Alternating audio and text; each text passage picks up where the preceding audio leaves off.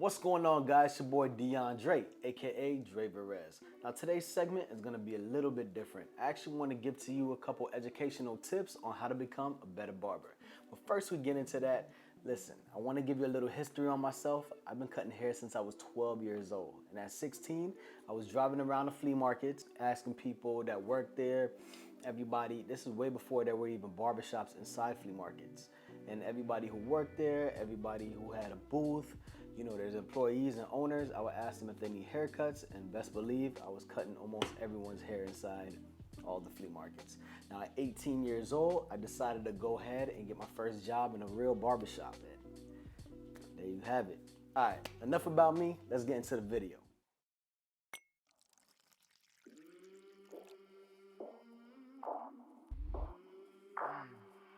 I came from the mud. There's dirt on my hands. Strong like a tree. There's roots where I stand. Oh, I've been running from the law. Hope they won't shoot me down soon.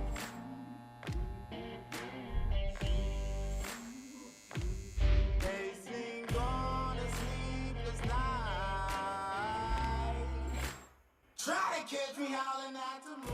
All right, tip number one, engage with your client. Make sure you greet your client with all the utmost happiness, professional. Just make sure you make them feel welcome. As soon as they sit in there, just basically two things when you say to them. How's your day? How's it going? Boom. From right there, they'll just go on with their day and they'll just tell you everything that you never expected for them to even say.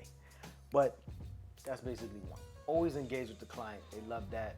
Number two, understand your client. Respect what they want. Communication is key.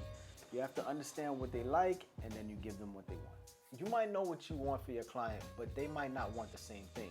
You can always recommend something better, but always listen to what the client wants.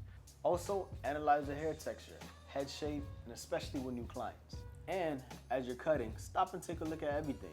If you stay on one side, you're gonna keep picking and picking, you're gonna end up having the other side uneven.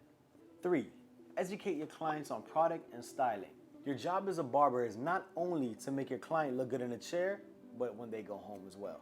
See, you wanna make sure you educate them on certain products, make sure you tell them what gel, what cream, what lotion to use. Demonstrate to them on how to exactly style their hair. A lot of people don't really know how, so it's best that you show them and you teach them and give them the tools and the mindset to go home and feel confident to do this when they're home. This is the key to get clients to come back to you because they'll feel like they can trust you. 4, take care of your tools. You don't need expensive tools to be a good barber. All comes down to the technique, which I'll have in my next video talking about all the techniques that I've learned throughout the years. But you have to make sure you take care of your tools. Clean, sanitize, polish them. Please do not share tools. I cannot stress this enough. Your tools are your tools, your station is your station. Barbers need to learn how to respect each other's space. I mean, it's unsanitary to be jumping from station to station, going to each other, using each other's tools. Your hands could be dirty from one other head and then to go on somebody else's tools, you guys are sharing things. Like I said, unsanitary. Also, choose the right tools is another key. For example, combs alone, there are different type of combs. Like there's big teeth combs, small teeth combs. I mean, I'm a big fan of the big teeth combs because the big teeth, it uses to knock out all the bulk. I usually do clippers over comb, scissors over comb. Usually the smaller edge combs, I usually use for the tape lines. When I'm going for the tape lines, just easily brush down, boop, and just zap it with those edges. But hey, that's my preference. Make sure you learn all your tools so you can figure out what's comfortable for you. Check your blades before you cut.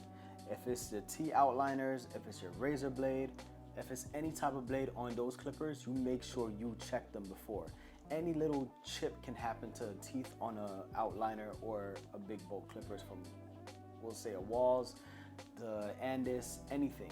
Those teeth are very hard to chip. And also guys, when you do razor shaves, change that blade. That's unsanitary, like I just said before. You don't want to have any infections, anything happen to your client because then you could get into big trouble and they won't trust you, nor will they come back to give you your money to pay your bills. Well guys, there you have it. I hope that wraps up everything. I hope you guys were informed enough. I hope I did a good job with telling you guys what tips you need and hope you become a better barber than me. Nah, I'm just kidding. All right, guys, make sure you like, subscribe, and share with all of your fellow barbers, your friends, family. We all got to support each other. Y'all show love. Next time. What's going on, YouTube? First off, I'm the realest.